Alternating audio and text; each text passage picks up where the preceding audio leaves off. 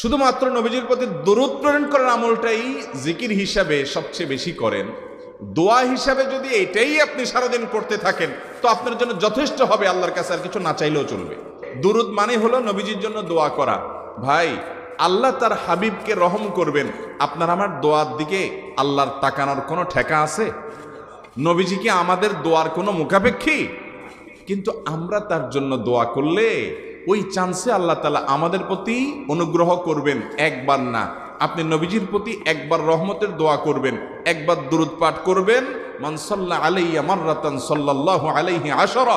নবীজি সাল্লাল্লাহু আলাইহি সাল্লাম বলেছেন, একবার আমার জন্য তোমরা দোয়া করলে, আমার প্রতি দুরূদ পাঠ করলে, আল্লাহ তাআলা তোমাদের জীবনে 10 বার 10 জায়গায় 10 টাইমস তোমাদের উপরে আল্লাহ তাআলা অনুগ্রহ করবেন।